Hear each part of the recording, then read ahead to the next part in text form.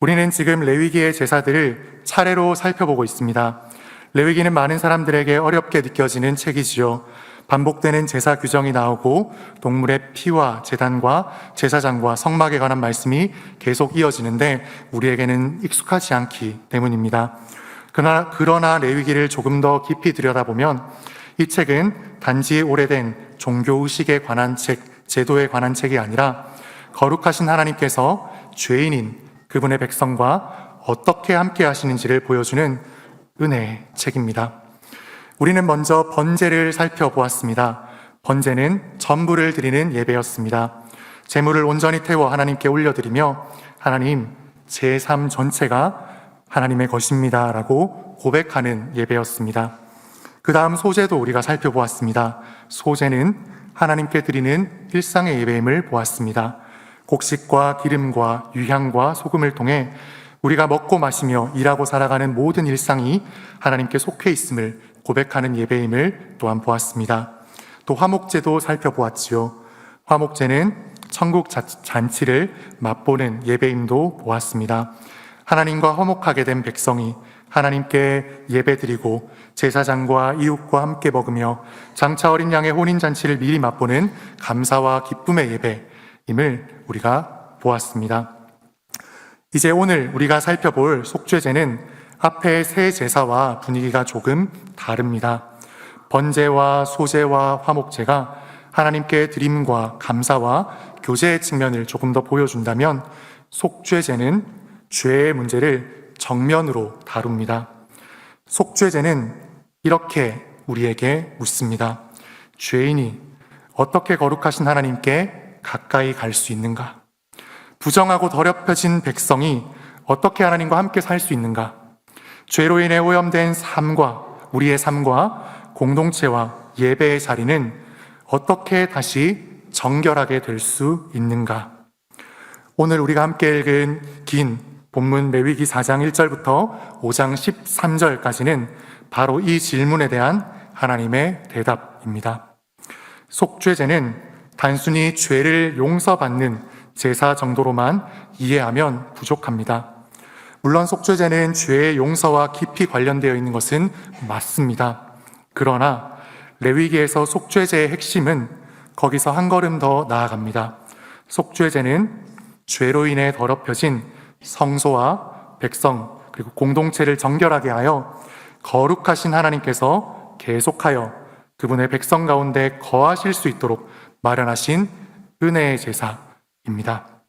다시 말하면 속죄제는 거룩을 회복하는 예배라는 것입니다. 오늘 말씀을 세 가지 흐름을 가지고 한번 같이 살펴보고자 합니다. 첫 번째는 죄는 하나님 앞에서 우리 자신과 공동체를 더럽힌다라는 것입니다. 두 번째는 하나님께서는 피를 통해 더럽혀진 거룩을, 오염된 거룩을 회복시키신다라는 것입니다. 세 번째, 예수 그리스도께서 완전한 우리의 속죄 제물이, 우리의 완전한 속죄 제물이 되셨다라는 것입니다. 첫 번째로 우리가 한번 살펴보겠습니다. 죄는 하나님 앞에서 우리 자신과 공동체를 더럽힙니다. 레위기 4장 2절은 이렇게 시작합니다. 이스라엘 자손에게 말하여 이르라. 누구든지 여호와의 계명 중 하나라도 그릇 범하였으되. 여기서 중요한 표현은 그릇 범하였으되입니다. 다시 말하면 부시 중에 범한 죄이기도 합니다. 고의로 하나님을 대적하고 반역한 죄만이 아니라 모르고 범한 죄, 실수로 범한 죄, 무지와 부주의 가운데 범한 죄까지 하나님 앞에서는 분명한 죄로 다루어진다는 것입니다. 우리는 보통 죄를 생각할 때 의도적인 죄, 고의적인 죄만을 생각할 때가 많습니다. 일부러 거짓말한 것, 악의를 품고 누군가를 해친 것, 분명히 죄인 줄 알면서도 하나님을 거역한 것, 이런 것들을 죄라고 생각합니다. 물론 죄가 맞습니다. 그러나 레위기는 죄를 훨씬 더 깊고 넓게 다룹니다. 레위기는 이렇게 말합니다. 모르고 지은 죄도 하나님 앞에서는 죄다 왜 그런가요? 죄는 단지 우리 자신의 의도의 문제만이 아니기 때문입니다. 죄는 하나님의 거룩함 앞에서 벗어난 상태입니다. 하나님과의 관계 앞에서 벗어난 상태입니다. 죄는 하나님의 질서와 뜻을 거스르는 것이지요. 죄는 하나님과의 관계를 깨뜨리고 사람과 사람 사이의 관계도 무너뜨리며 하나님께서 거하시는 공동체와 예배의 자리를 더럽히는 것입니다. 우리는 흔히 이렇게 말합니다. 일부러 그런 것은 아니에요. 나쁜 마음으로 한 것은 아니에요. 몰라서 그랬습니다. 물론 사람 사이에서는 의도와 동기가 중요합니다. 그러나 하나님 앞에서는 단순히 의도만으로 죄가 결정되지 않습니다. 생각해 보십시오. 몰라서 한 말이지만 그 말이 누군가를 깊이 찌를 수 있습니다. 무심코 한 행동, 의도를 가지진 않았지만 가볍게 한 행동이 공동체에 상처를 남길 수도 있습니다. 습관처럼 흘러나온 교만과 냉소와 불평이 예배의 분위기를 무너뜨릴 수도 있습니다. 해야 할 사랑을 하지 않고, 해야 할 말을 하지 않고, 해야 할 책임을 외면한 것도 하나님 앞에서는 죄가 될 수 있습니다. 그래서 레위기 5장 1절부터 4절까지 이러한 것들을 이야기합니다. 증언해야 할 사람이 증언하지 않는 것, 부정한 것과 접촉했는데도 정결하게 하는 일을 잊어버리는 것, 경솔하게 맹세하고 그 책임을 다하지 못하는 것, 이런 것들이 속죄제가 필요한 죄라고 분명하게 제시됩니다. 이것은 오늘 우리에게 중요한 가르침을 줍니다. 살펴본 것처럼 하지 말아야 할 것을 한 것만이 죄가 아닙니다. 해야 할 것을 하지 않은 것도 죄입니다. 말하지 말아야 할 때 말하는 것도 죄지만 말해야 할 때 침묵하는 것도 죄입니다. 미워하는 것도 분명한 죄이지만 사랑해야 할 사람을 사랑하지 않는 것도 죄입니다. 거짓을 말하는 것도 분명 죄이지만 진리를 증언해야 할 때 침묵하는 것도 죄입니다. 예배를 무시하는 것도 죄이지만 예배를 드리면서도 마음 없이 습관적으로 앉아있는 것 또한 죄일 수 있습니다. 속죄제는 이러한 죄를 우리에게 분명하게 적나라하게 보여줍니다. 이어서 레위기 4장은 죄를 범한 사람의 지위에 따라 재물을 다르게 규정하는 것을 긴 이런 말씀 속에서 우리가 볼 수 있습니다. 우리가 살펴보았던 것처럼 기름 부음을 받은 제사장, 곧 대제사장이 죄를 범하면 무엇을 드렸나요? 숫송아지를 드려야 했습니다. 그리고 온 회중이 죄를 범해도 마찬가지로 숫송아지를 드려야 합니다. 족장, 다시 말해 지도자가 죄를 범하면 숫염소를 드리라고 말합니다. 일반 백성이 죄를 범하면 암염소나 암컷 어린 양을 드립니다. 가난한 사람은 산 비둘기나 집 비둘기를 드릴 수도 있고, 그것도 어려운 너무나도 가난한 사람은 고운 가루 10분의 1 에바를 드릴 수 있었습니다. 여기서 우리는 중요한 사실을 발견하게 되는데요. 하나님 앞에서 사람의 생명의 가치가 다르다는 뜻은 결코 아닙니다. 모든 사람은 하나님의 형상대로 지음받은 존귀한 존재임이 분명합니다. 그러나 죄의 영향력은 다를 수 있습니다. 대제사장의 죄는 단지 한 개인의 죄로 끝나지 않습니다. 그는 백성을 대표하여 하나님 앞에 서는 사람이지요. 그는 백성에게 하나님의 말씀을 가르치고 거룩한 삶의 본을 보여야 할 사람입니다. 그러므로 대제사장이 죄를 범하면 백성 전체가 그 죄의 영향 아래 놓일 수 있습니다. 온 회중의 죄도 마찬가지입니다. 공동체 전체가 잘못된 길로 갈 때 그것은 단순히 몇 사람의 실수가 아닙니다. 공동체의 예배와 그 공동체의 방향과 거룩함 자체가 흔들리는 일입니다. 족장의 죄, 곧 지도자의 죄는 어떠한가요? 이 또한 결코 가볍지 않습니다. 많이 맡은 자에게는 많이 요구됩니다. 지도자의 죄는 공동체에 영향을 많이 줍니다. 부모의 죄는 그 자신만이 아니라 가정 전체에 영향을 줍니다. 교사의 죄는 학생들에게 영향을 줍니다. 목회자의 죄는 교회 전체에 영향을 줍니다. 한 사람의 죄가 여러 사람의 마음을 무너뜨릴 수 있고 한 사람의 불순종이 공동체 전체를 병들게 할 수 있습니다. 우리는 지금 개인주의 시대를 살아가고 있습니다. 그래서 죄 또한 아주 개인적인 문제로만 생각하기가 쉽습니다. 제가 알아서 할 문제입니다. 단지 제 마음의 문제일 뿐입니다. 다른 사람에게 눈에 보이는 별로 크지 않은, 그렇게 큰 피해를 주지 않으면 그 정도는 괜찮습니다. 그러나 성경은 그렇게 말하지 않습니다. 죄는 언제나 관계의 적입니다. 죄는 하나님과의 관계를 무너뜨리고 사람과의 관계 또한 어그러뜨리며 공동체를 흔들고 무너뜨립니다.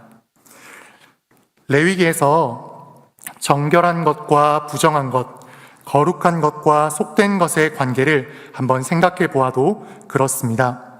레위기에서 말하는 속된 것은 반드시 악한 것은 아닙니다. 레위기에서 말하는 속된 것은 평범하고 일상적인 것입니다. 그러나 부정한 것은 하나님께 결코 가까이 나아갈 수 없는 상태입니다. 반대로 거룩한 것은 하나님께 구별된 것입니다. 정결한 것 속에 거룩한 것도 있을 수 있고 속된 것도 있을 수 있습니다. 아무튼 거룩한 것은 반드시 정결해야 합니다. 그런데 이 거룩한 자리에 부정이 들어오면 그것은 하나님의 임재 앞에서 너무나도 심각한 문제가 됩니다. 그리고 죄는 바로 그 부정을 만들어냅니다. 죄는 우리의 마음만 더럽히는 것이 아니라 우리가 드리는 예배, 또 우리가 속한 공동체를 반드시 오염시킵니다. 죄는 하나님의 임재를 가볍게 여기게 만들고 예배를 형식으로 만들며 공동체 안에 냉소와 분열과 무관심을 자꾸만 퍼뜨립니다. 성도님들, 죄는 생각보다 훨씬 더 깊고 무섭습니다. 이것이 속죄제가 우리에게 먼저 분명하게 가르쳐주는 진리입니다. 죄는 단지 잘못 하나가 결코 아닙니다. 죄는 너무나도 심각한 얼룩이며 닦을 수 없는 오염이기도 합니다. 죄는 우리 안에 흔적을 남깁니다. 시간이 지나면 기억은 조금씩 희미해질 수 있습니다. 그리고 사람들도 잊을 수 있습니다. 그러나 하나님 앞에서 씻기지 않은 죄는 사라지지 않습니다. 그래서 다윗은 시편 19편에서 이렇게 기도함을 볼 수 있습니다. 자기 허물을 능히 깨달을 자 누구리요? 나를 숨은 허물에서 벗어나게 하소서. 이것이 속죄제를 아는 사람의 기도입니다. 하나님, 제가 아는 죄만이 아니라 제가 모르는 죄도 보게 하여 주시옵소서. 제가 일부러 범한 죄만이 아니라 무심코 범한 죄도 깨닫게 하여 주시옵소서. 제가 한 죄만이 아니라, 행한 죄만이 아니라 행해야 되는데 하지 않은 죄도 알게 하여 주시옵소서. 제 안에 숨은 허물에서 하나님 저를 건져 주시옵소서. 사랑하는 성도님들, 죄를 깊이 보는 사람이 은혜 또한 깊이 보고 누립니다. 죄를 가볍게 여기는 사람은 산호라면 십자가도 가볍게 여기게 되기가 십상입니다. 그러나 죄가 얼마나 우리를 더럽히고 하나님과의 관계를 심각하게 무너뜨리는지를 아는 사람은 우리 구주 그리스도의 피가 얼마나 귀한지를 압니다. 속죄제는 지금껏 살펴봤던 것처럼 우리에게 죄의 무게를 분명하게 직시하게 합니다. 죄는 하나님 앞에서 우리 자신과 공동체를 분명하게 더럽힙니다.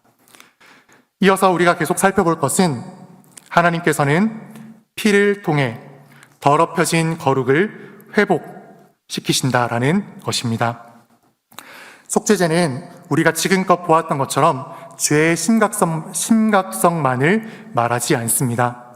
속죄제의 놀라운 은혜는 하나님께서 죄인을 버리지 않으신다는 데 있습니다. 하나님은 죄를 그냥 넘어가시는 분이 아니십니다. 그러나 하나님은 죄인을 버리기를 기뻐하시는 분도 아니십니다. 하나님은 죄를 분명하게 다루시되 죄인이 다시 하나님께 나아올 길을 열어주시는 분이십니다. 그 길이 바로 속죄제입니다. 속죄제의 이 의식은 다른 피제사들과 비슷하게 시작됩니다. 예배자는 제물을 회막문으로 가져옵니다. 제물의 머리에 안수합니다. 그리고 그 제물을 잡습니다. 이것은 매우 중요한 장면입니다. 제물의 머리에 안수한다는 것, 우리가 살펴보았지요. 단순한 의식적 손 동작이 아닙니다. 고백입니다. 이 제물이 제가 서야 될 자리에 선다라는 것을 고백하는 것입니다. 이 죽음이 제가 죽어야 될 죽음을 대신한다라는 것을 고백하는 것입니다. 하나님 앞에서 제가 죄인입니다. 고백하며 나아가는 겁니다. 제물이 죽습니다. 피가 흘려집니다. 왜 피입니까? 레위기 17장 11절을 살펴보았지요. 육체의 생명은 피에 있습니다. 그렇습니다. 피는 생명입니다. 그러므로 피가 흘려진다는 것은 생명이 들여졌다는 뜻입니다. 죄의 삭은 사망이요. 죄의 삭은 사망입니다. 죽음을 분명히 요구합니다. 그런데 하나님께서는 죄인이 죽는 대신 제물의 생명을 허락하셨습니다. 잔인한 의식이 절대 아닙니다. 피 비린내가 낭자하고 잡는 것도 힘들고 험한 일이지만 이것은 오히려 은혜입니다. 하나님께서 피를 요구하신 것은 그분께서 피를 좋아하셔서가 아닙니다. 생명이 얼마나 귀한지, 죄가 얼마나 심각하고 무거운지, 그리고 죄인을 살리기 위해 하나님께서 얼마나 진지하게 이 대속의 길을 여셨는지를 분명하게 우리에게 보여주시는 것입니다. 그리고 속죄제에서 특별히 조금 더 우리가 살필 것은 피를 어떻게 처리하느냐 하는 것입니다. 번제나 화목제에서도 피가 분명히 사용됩니다. 그러나 속죄제에서는 피의 위치가 조금 다를 수 있습니다. 피를 어디에 바르느냐, 어디에 뿌리느냐가 죄의 영향과 오염의 범위를 우리로 하여금 보게 합니다. 대제사장이 죄를 범했을 때 또는 온 회중이 죄를 범했을 때 제사장은 제물의 피를 성소 안으로 가지고 들어갑니다. 그리고 그 피를 성소의 휘장 앞에 7번 뿌립니다. 또 향단의 뿔에 피를 바릅니다. 나머지 피는 번제단 밑에 쏟습니다. 왜 성소 안으로 피를 가지고 들어가나요? 죄가 성소 깊은 곳까지 오염시켰기 때문입니다. 대제사장의 죄와 온 회중의 죄는 단지 바깥길만 더럽힌 것이 아닙니다. 하나님께 나아가는 거룩한 공간, 깊은 곳까지 더럽힌 것으로 간주되었습니다. 그래서 피가 그곳에 뿌려집니다. 족장이나 일반 백성이 죄를 범했을 때는 피를 성소 안으로 가져가지는 않습니다. 번제단 뿔에 피를 바릅니다. 이것은 그 죄가 성소 내부까지는 아니지만 예배의 바깥 영역, 곧 번제단이 있는 뜰을 더럽힌 것으로 다루어진다라는 뜻입니다. 여기서 우리가 한번 생각해 볼 것이 있습니다. 죄는 하나님이 거하시는 처소와 관계되어 있습니다. 앞에서도 이야기했지만 죄는 단순히 우리 마음속의 문제만이 아닙니다. 죄는 예배를 더럽히고 하나님께 나아가는 길을 오염시키고 끊습니다. 그래서 피가 필요합니다. 생명이 필요합니다. 정결이 필요합니다. 속죄제의 목적은 단지 죄책감 해소가 아닙니다. 속죄제의 목적은 하나님께서 계속 그분의 백성 가운데 거하시도록 더럽혀진 거룩을 회복하는 것입니다. 하나님께서는 출애굽기 29장에서 이스라엘 백성 가운데 거하시려고 그들을 애굽에서 인도하여 내셨다고 말씀하셨습니다. 하나님께서는 그분의 백성 가운데 살기를 정말로 원하셨습니다. 그런데 거룩하신 하나님은 부정함 가운데 거하실 수 없습니다. 죄가 계속 방치되면 하나님의 임재는 자비가 아니라 진노로 나타납니다. 그래서 하나님께서 이스라엘 백성에게 속죄제를 주셨습니다. 속죄제는 하나님께서 그분의 백성 가운데 머물기 위해 주신 은혜의 장치입니다. 하나님께서 죄를 묵인하지도 않으시고 죄인을 버리시지도 않으시기에 그분은 죄를 씻는 길을 마련해 주셨습니다. 또 우리가 살필 것은 속죄제의 또 하나의 은혜입니다. 하나님께서는 형편에 따라 제물을 허락하셨습니다. 대제사장과 온 회중은 숫송아지를 드렸지요. 족장은 숫염소를 드렸습니다. 일반 백성은 암염소나 어린 양을 드렸지요. 그러나 가난한 사람은 산 비둘기나 집 비둘기를 드릴 수 있었습니다. 그것마저도 어려운 너무나도 더 가난한 사람은 고운 가루 10분의 1 에바를 드릴 수 있었습니다. 이것은 참으로 크나큰 놀라운 은혜입니다. 하나님께서 이렇게 말씀하지 않으셨습니다. 너는 가난하니 나에게 올 수 없다. 너는 재물이 부족하니 속죄 받을 수 없다. 너는 형편이 안 되니 정성이 부족하니 정결하게 될 수 없다. 아닙니다. 하나님께서는 죄인이 하나님께 돌아올 수 있는 길을 끝까지 열어두셨습니다. 가난하다고 용서해서 제외되지 않습니다. 형편이 어렵다고 정결의 은혜 밖으로 결코 밀려나지 않습니다. 물론 이것은 값싼 은혜가 아닙니다. 죄는 여전히 심각합니다. 그러나 하나님께서는 죄인이 돌아올 수 있도록 그분께로 나아오는 길을 친히 낮추어 주셨습니다. 이것이 하나님의 긍휼입니다. 사랑하는 성도님들, 회개는 어떤 부류만의 것이 아닙니다. 정결의 은혜는 부자에게만 열린 길이 아닙니다. 하나님께 돌아오는 길은 모든 사람에게 열려 있습니다. 어린아이도, 또 나이가 많은 분들도, 가난한 사람도, 실패한 사람도, 부끄러운 과거를 가진 사람도, 자기 죄 때문에 고개를 정말 들 수 없는 그 사람도 하나님께 나아올 수 있습니다. 하나님께서 길을 열어주셨기 때문입니다.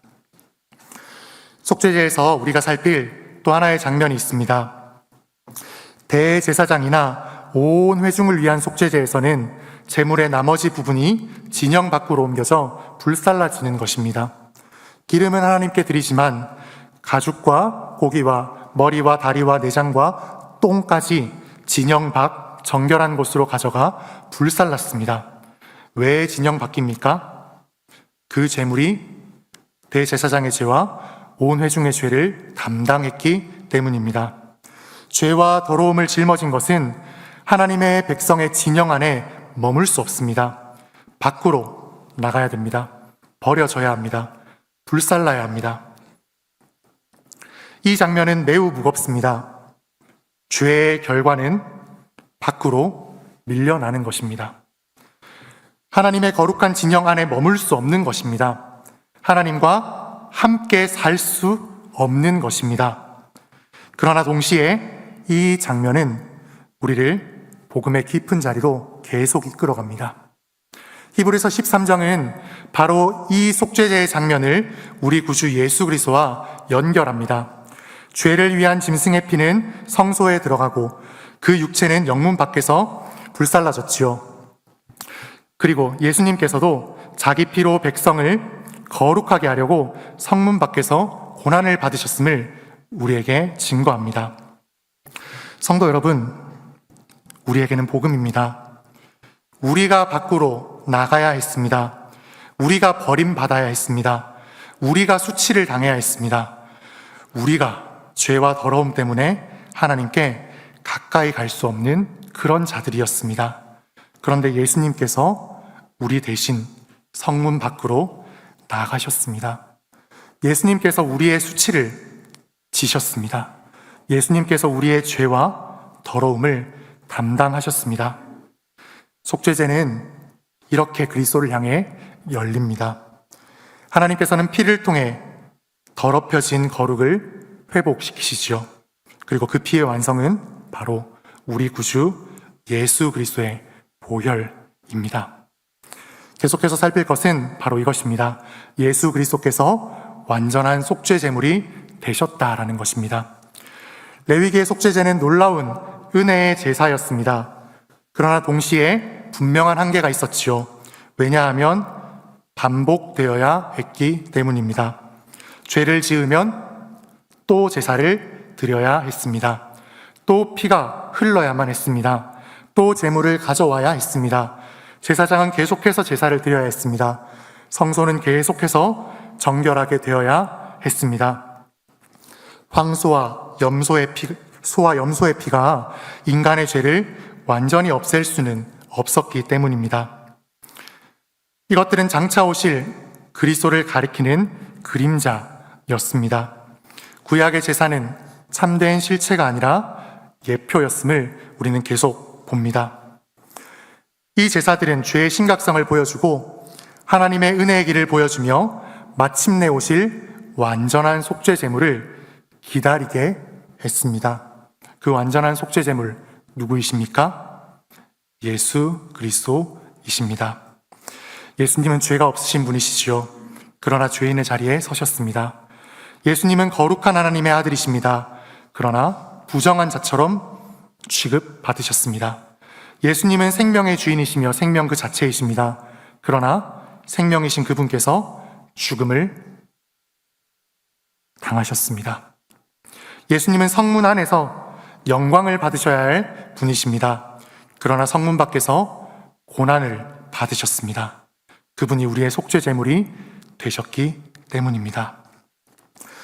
히브리서 9장은 예수님께서 염소와 송아지의 피가 아니라 그분 자신의 피로 영원한 속죄를 이루셨다고 분명하게 증언합니다. 또 그리스도의 피가 우리의 양심을 죽은 행실에서 깨끗하게 하여 살아계신 하나님을 섬기게 한다고 말합니다. 이것은 매우 중요합니다. 구약에서 속죄제의 피는 성막과 제단, 성소를 정결하게 했습니다. 그러나 새 언약에서 우리 주 예수 그리스도의 피는 예배자인 우리 자신을 정결하게 합니다. 우리가 그리스도의 피로 정결하게 되었습니다. 그래서 요한일서 1장 7절은 하나님의 아들 예수의 피가 우리를 모든 죄에서 깨끗하게 하신다고 분명하게 말합니다. 요한계시록 7장도 흰옷 입은 무리가 어린 양의 피에 그 옷을 씻어 희게 되었다고 말합니다. 예수님의 피는 단순히 죄책을 덮는 피가 아닙니다. 우리를 정말로 깨끗하게 하는 피입니다. 우리의 양심을 정결하게 하는 피입니다. 죽은 행실에서 벗어나 살아계신 하나님을 섬기게 하는 피입니다. 그러므로 속죄제의 완성은 단지 우리가 벌을 피했다는 정도가 아닙니다. 속죄제의 완성은 우리가 깨끗하게 되어 하나님께 가까이 나아가게 되었다라는 것입니다. 히브리서 10장을 보면 이렇게 말합니다. 그러므로 형제들아, 우리가 예수의 피를 힘입어 성소에 들어갈 담력을 얻었나니. 매우 놀라운 복음입니다. 우리는 본래 성소에 들어갈 수 없는 자들이었습니다. 부정한 자들이었습니다. 죄로 더럽혀진 자들이었습니다. 그러나 이제 우리 구주 예수님의 피를 힘입어 하나님께 나아갑니다. 두려움으로 도망가는 것이 아니라 믿음으로 나아갑니다. 자기 의를 들고 나아가는 것이 아니라 그리스도의 보혈을 의지하여 나아가는 것입니다. 그렇다면 이제 우리는 어떻게 살아야 할까요? 첫 번째로 죄를 가볍게 여기지 말아야 합니다. 예수님께서 피를 흘리실 만큼, 흘려야만 했을 만큼 죄는 매우 심각하고 무겁습니다. 십자가는 하나님의 사랑을 보여주지만 동시에 죄의 무게도 보여줍니다. 죄가 가벼웠다면 하나님의 아들께서 십자가에서 죽으실 필요가 없었습니다. 죄가 단순한 실수 정도였다면 예수님께서 성문 밖에서 버림받으실 필요가 없었습니다. 그러므로 십자가를 아는 사람은 죄를 가볍게 여기지 않습니다. 이 정도는 괜찮겠지. 다들 그렇게 사는데 하나님께서 그냥 용서하시겠지. 이런 태도는 우리의 삶에 십자가의 은혜에 대한 감사함을 희석시켜 버릴 수 있습니다. 은혜를 아는 사람은 죄를 미워합니다. 용서받은 사람은 거룩을 사모합니다. 하나님께로부터 멀어지는 것이 아니라 하나님께로 더 가까이 나아가는 삶을 사모합니다. 두 번째로 우리는 죄를 숨기지 말고 고백해야 합니다. 레위기 5장은 죄를 깨달았을 때 자복하고 속죄제를 드리라고 말하였습니다. 신약도 동일하게 우리에게 말합니다. 요한일서 1장 9절은 우리가 우리 죄를 자백하면 하나님은 미쁘시고 의로우사 우리 죄를 사하시며 우리를 모든 불의에서 깨끗하게 하신다고 말합니다. 회개는 단지 자기 혐오가 아닙니다. 눈물 한번 흘리는 것이 아닙니다. 회개는 정결케 하시는 하나님께로 돌아가는 것입니다. 회개는 나는 끝났다고 절망하는 것이 아니라 그리스도의 피가 나를 깨끗하신다고 믿으며 모든 상황 속에서 하나님께 있는 모습 그대로 나아가는 것입니다. 세 번째로 우리는 거룩을 회복한 백성답게 살아가기를 함께 힘써야 합니다. 속죄제는 정결하게 된 하나님의 백성이 다시 하나님과 함께 살도록 주신 제사임을 보았습니다. 그리스도의 피로 정결하게 된 우리도 이제 성령님을 근심하게 하는 삶을 버려가야 합니다. 에베소서 4장은 성령을 근심하게 하지 말라고 우리에게 말합니다. 왜 그렇습니까? 하나님께서 이제 성막이 아니라 성령님으로 우리 안에 거하시기 때문입니다. 구약에서 성막이 죄로 더럽혀질 수 있었다면 오늘날 우리는 우리 안에 거하시는 성령을 죄로 인해 근심하게 할 수 있습니다. 우리는 성령님을 근심케 하는 자들이 아니라 은혜로 부름받은 이 거룩한 삶의 자리에서 그리스도의 피를 더욱 의지하며 나아가 그 은혜를 정말 아는 자답게 살아가는 그런 모두가 되어야 합니다. 성도님들, 속죄제는 단지 죄를 씻으라는 명령으로 끝나지 않습니다. 하나님께서 우리를 다시 가까이 부르신다는 은혜의 초대입니다. 죄를 직시하십시오. 그러나 죄만 보지는 마십시오. 십자가를 함께 바라봅시다. 우리의 더러움을 직시합시다. 그러나 우리의 더러움에만 머물지는 않기를 원합니다. 그리스도의 피를 함께 바라봅시다.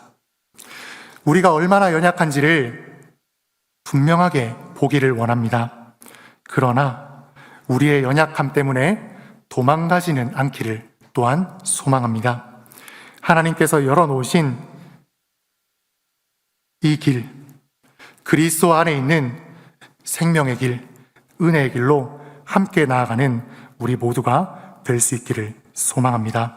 우리에게 필요한 것은 그리스도의 피 앞으로 나아가는 것입니다. 주님, 저를 씻어 주시옵소서. 주님, 제 숨은 허물을 보게 하여 주시옵소서. 주님, 제가 알면서도 하지 않은 선을 보게 하시고 회개하게 하여 주시옵소서. 주님, 제 죄로 인해 더럽혀진 삶과 예배와 관계를 회복시켜 주시옵소서. 예수 그리스도의 피로 우리를 정결케 하여 주시옵소서. 이 기도 제목을 가지고 그리스도의 피를 의지하며 함께 계속 예배의 자리로 나아갈 수 있는 우리 모두가 되기를 간절히 소망합니다.